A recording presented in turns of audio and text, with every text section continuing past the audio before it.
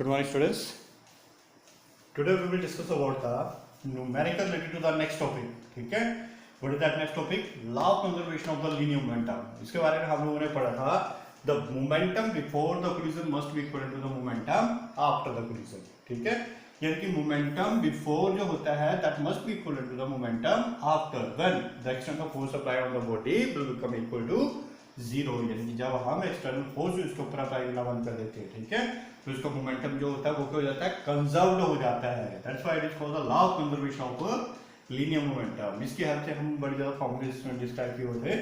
तो यहाँ पे देखो उन्हीं फॉर्मूले से रिलेटेड हम एक न्यूमेरिकल करते हैं.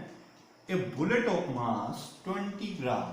ठीक है, एक बुलेट है जिसका मास ये है 20 ग्राम. और आपने आर्टिकल जब किया था तो उस टाइम आप लोगों को याद होगा हम बुलेट के मास को स्मॉल एम से रिप्रेजेंट करते हैं. ठीक है, कितने है 20 ग्राम है. ठीक है, इस fire from the gun of mass 20 kilogram. Gun का जो मास होता था उसको हम लेते थे कैपिटल एम. कितना है 20 kg. ठीक है, if the muscle speed of the bullet, bullet की स्पीड दी है, यानी कि बुलेट का साइज छोटा है तो उसकी स्पीड जो उसको हम स्मॉल बी से रिप्रेजेंट करते हैं. कितनी है 100 मीटर पर सेकेंड. कितनी है 100 मीटर पर सेकेंड. तो हमारे पास यहाँ पे वेलोसिटी पड़ी हुई है स्मॉल v और हमें बोला गया what is the recoil speed of the gun. यानी कि रिकॉइल स्पीड को हम किससे रिप्रेजेंट करते थे, कैपिटल V से रिप्रेजेंट करते हैं. ठीक है, द कैपिटल V से रिप्रेजेंट किया जाता है इस चीज को.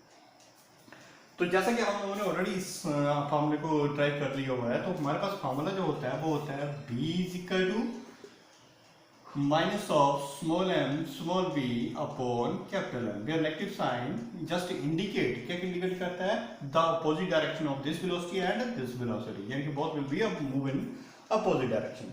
अब इन सारे पैरामीटर को अगर हम एक बार चेक करते हैं तो यहाँ पे एक प्रॉब्लम नजर आ रही है. क्या प्रॉब्लम आ रही है यहाँ पे नजर, बाकी सारे पैरामीटर तो SI सिस्टम में दिए हैं, जबकि ये जो CG सिस्टम है तो मैं इसको कन्वर्ट कर दूं SI में. कैसे कन्वर्ट करूंगा, 20 डिवाइडेड बाय 1000 तो कितना बन जाएगा, कैंसिल आउट हो जाएगा.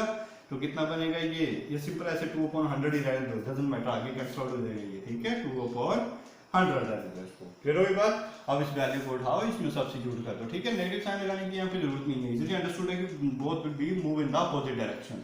ठीक है, so capital V is equal to small m की वैल्यू देखो कितनी आ गई, 2/100 मल्टीप्लाई बाय V की वैल्यू देखो कितनी है 100 डिवाइडेड बाय कैपिटल M की वैल्यू है 20. ठीक है, अब देखो इसको यहाँ पे कैंसिल आउट करने की जरूरत नहीं पड़ी ना, क्योंकि यहीं पे सारा सॉर्ट आउट हो जाएगा. यहाँ पे हमारे पास 100 के साथ 100 कैंसिल आउट हो जाएगा. 2 10 का 20 होता है, दैट मींस 1/10. तो velocity of the gun will comes out to be 0.1 वाट.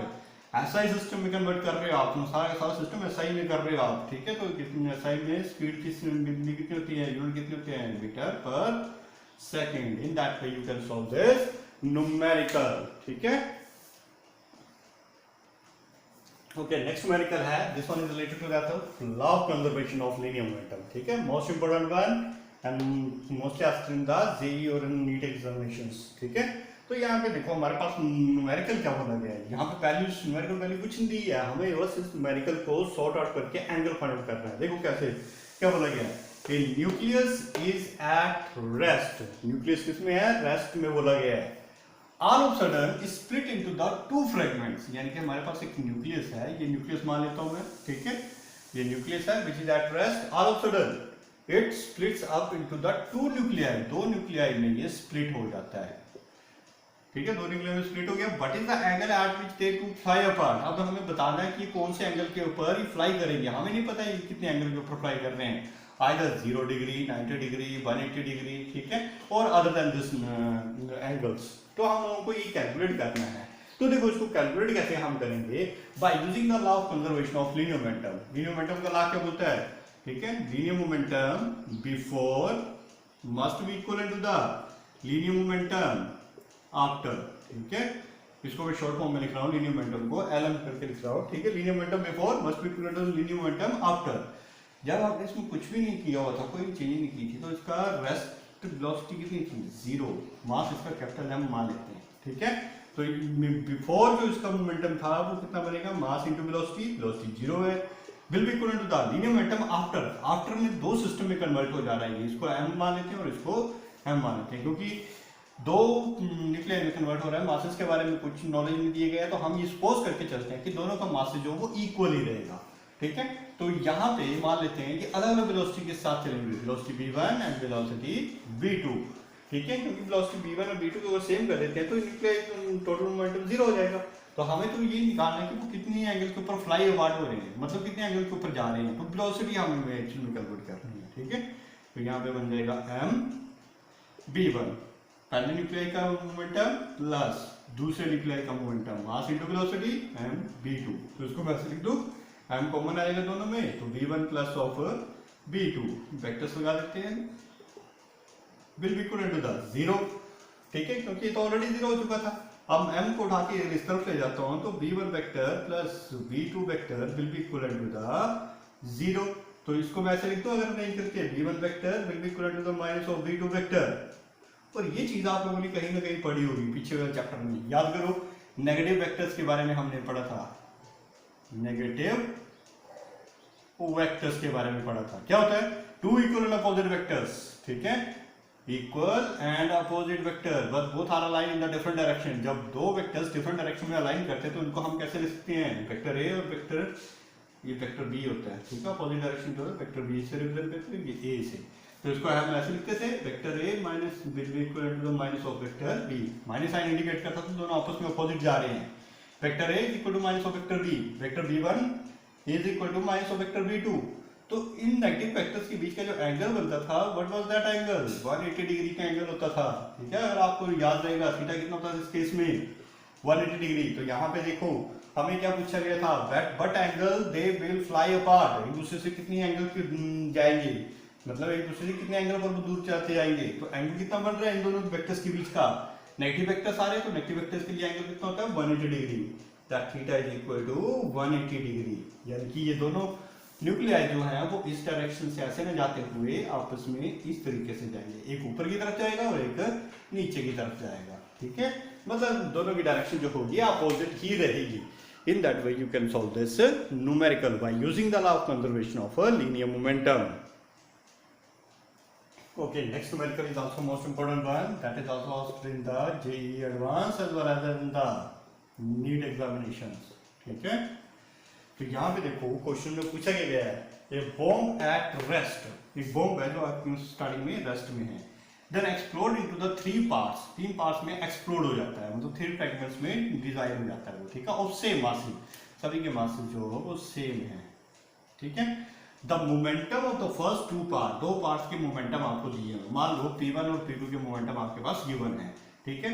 तो यहाँ पे सोल्यूशन में हमारे पास गिवन बना लेता हूँ, P1 की वैल्यू आपके पास की है minus of 2p i cap, और P2 की वैल्यू आपके पास की है p j कैप, ठीक है। फिर i एंड j कैप जो आपको लिखा गया है यहाँ पे, ये जस्ट डायरेक्शन को रिप्रेजेंट कर रहे हैं, ठीक है, ये ऐसे तीन ही लिखे गए हैं, इनका भी अपनी एक पर्टिकुलर सेंस है, ठीक है, इनका भी बड़ा ज्यादा एनरोलमेंट होता है इनकी कैलकुलेशंस के लिए, तो इनको भी ध्यान से देखना, कितना है minus of 2p i plus of p j, and find the magnitude of the momentum of the third part, third part का मोमेंटम आप लोगों को कैलकुलेट करने के लिए बोला गया है, ठीक है।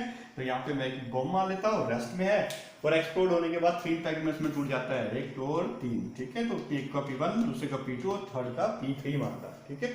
तो बोलते मास जो तीनों की सेम है। तो यहाँ पे मैं law of conservation of linear momentum को यूज कर सकता हूँ, linear momentum before must be equal to the linear momentum after, ठीक है। तो लीनियर मोमेंटम बिफोर जो हो तो ऑब्वियसली बात है जीरो रहेगा, क्योंकि रेस्ट में है, बिफोर को एक्सप्लोजन, तो मास इनटू वेलोसिटी जीरो है, तो it will comes out to be zero, ठीक है, will be equal to the linear momentum after, तीन पार्ट्स में टूट रहा है तो तीनों पार्ट का मोमेंटम देखो कितना है, P1 plus P2 plus P3, ठीक है। जबकि आपके पास P1 P2 की जो वैल्यू वो दी गई है, अब ये निकालनी कैसे, हम ऐसा थोड़ा कर सकते हैं कि P2 की वैल्यू ये जो 2p दी हुई है इसको मैं यहाँ पे डाल देता हूँ, P की वैल्यू यहाँ पे डाल देता हूँ, know that will be the totally wrong things, ठीक है। और P3 की वैल्यू में निकाल, ये तो गलत हो जाएगा। फिर क्यों गलत हो जाएगा, क्योंकि यहाँ पे आपके पास डायरेक्शन मेंशन की गई है, आई कैप और जे कैप, जैसा कि आप लोगों को बताया, आई कैप जो किसको रिप्रेजेंट करता है एक्स एक्सिस को, जे कैप किसको रिप्रेजेंट करता है वाई एक्सिस को, ठीक है। तो यहाँ पे साथ में नेगेटिव साइन है, नेगेटिव साइन इंडिकेट करेगा नेगेटिव एक्स एक्सिस को। देखो तो P1 का जो जा रहा है वो किस डायरेक्शन में जा रहा है, नेगेटिव एक्स एक्सिस की तरफ जा रहा है, ठीक है, इसलिए यहाँ पे लिखा गया minus of 2p, I direction को रिप्रेजेंट करता है माइनस ऑफ 2p, यानी कि P1 की वैल्यू कितनी है माइनस ऑफ 2p, जबकि P2 की वैल्यू कितनी है, P2 जो है देखो यहाँ पे P2 की वैल्यू J कौन सी डायरेक्शन को रिप्रेजेंट करता है, y एक्सिस किस तरफ ड्रॉ करते हैं हम, अपर डायरेक्शन में, यानी कि दूसरे वेक्टर्स का P2 की जो वैल्यू है वो कितनी है, P के इक्विवेलेंट है। तो यहाँ पे अगर मैं डायरेक्ट इसको डाल देता तो ये तो टोटली रॉन्ग हो जाना था, ठीक है, क्योंकि ये दो डिफरेंट डायरेक्शन में दो वेक्टर्स हैं। तो हमें क्या करना पड़ेगा, यहाँ पे एक रूल हमने यहाँ पे पढ़ा हुआ था, triangle of vector addition as well as the parallelogram of vector addition. तो उस रूल को मैं यहाँ पे अप्लाई कर दूं, ठीक है। देखो यहाँ पे कैसे अप्लाई करूंगा इसको मैं, P1 वेक्टर्स, यहाँ पे वेक्टर्स अप्लाई कर दो, वेक्टर्स फॉर्म में ये P1 vector plus P2 vectors एक आ गया, ठीक है, प्लस P3 वेक्टर्स एक आ गया, अलग कर दिए मैंने, ठीक है, क्योंकि इन दोनों के बारे में मेरे पास फुल इंफॉर्मेशन है। तो यहाँ पे दो वेक्टर्स ऊपर डिफरेंट डायरेक्शन में अलाइन हो रहे हैं, तो दो डिफरेंट वेक्टर्स के लिए मेरे पास किसका यूज करता हूँ, पैरेललोग्राम ऑफ वेक्टर एडिशन या फिर ट्रायंगल ऑफ वेक्टर एडिशन का रिजल्ट का यूज करता हूँ, क्योंकि मुझे रिजल्टेंट निकालना है। रिजल्टेंट क्या होगा, ये इन दोनों का रिजल्टेंट यहाँ पे आएगा, क्योंकि दोनों के बारे में इंफॉर्मेशन दी गई थी मेरे पास, तो ये तो अलग अलग डायरेक्शन में जा रहे हैं, तो इन दोनों का नेट इफेक्ट किस तरफ होगा वो निकालना है मेरे को, ठीक है। तो उसको मैं कैसे निकालूंगा, देखो a square plus b square plus 2ab cos of theta whole power 1/2, ये होता है ना रिजल्ट इसका। तो यहाँ पे मेरे पास दो मोमेंटम है, कौन कौन से मोमेंटम है, P1 और P2 के बारे में बोला गया है। तो यहाँ पे नेट मोमेंटम को मैं सिंपल P से रिप्रेजेंट कर देता हूँ, ठीक है। एक की जगह लिखूंगा P1 का स्क्वायर, दूसरे की जगह P2 का स्क्वायर, ठीक है, उसमें मैग्नीट्यूड होता है तो वेक्टर लगाया जाएगा यहाँ पे, अब plus 2P1 P2 cos of theta, theta देखो कितना है, अरे इन दो वेक्टर्स के बीच का एंगल कितना बन रहा है, 90 degree, cos of 90 degree and what is the value of the cos 90 degree, it will be equal to the 0। cos 90 की वैल्यू कितनी होती है, 0 होती है।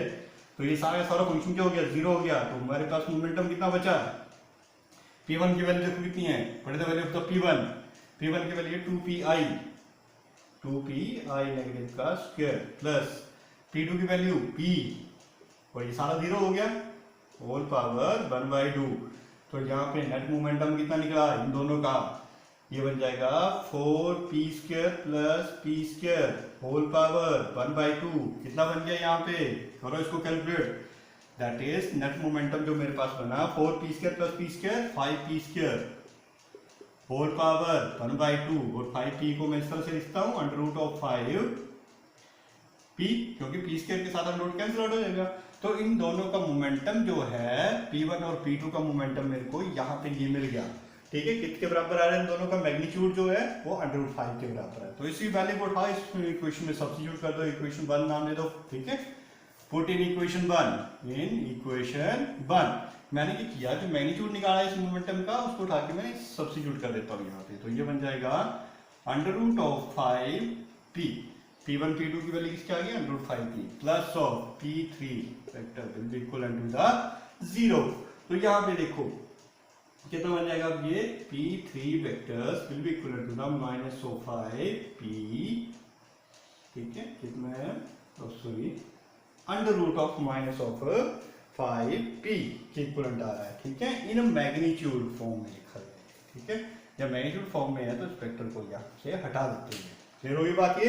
तो ये आपका आंसर आएगा, यानी कि थर्ड पार्टिकल का जो थर्ड पार्ट जो है उसका मैग्नीट्यूड पूछा था, मैग्नीट्यूड ऑफ द मोमेंटम, तो ये आया उसका मैग्नीट्यूड ऑफ मोमेंटम, नेगेटिव आएगा। नेगेटिव इंडिकेट करेगा अगर ये मोमेंटम, दोनों का मोमेंटम इक्वल मोमेंटम इस तरफ जा रहा है तो थर्ड पार्टिकल का मोमेंटम जो होगा वो डाउनवर्ड डायरेक्शन में जाएगा, ठीक है, ठीक इसके अपोजिटली जाएगा, इसलिए √5p बन जाएगा। सॉरी, क्लियर हो गई बात सभी को ये। तो in that way by using this conservation of linear momentum you can solve the various of numericals which are mostly asked in the JEE advance as well as the NEET examination में पूछे जाते हैं ये questions, ठीक है। तो इस तरीके से आप इन सभी क्वेश्चंस को सॉल्व कर देते हैं।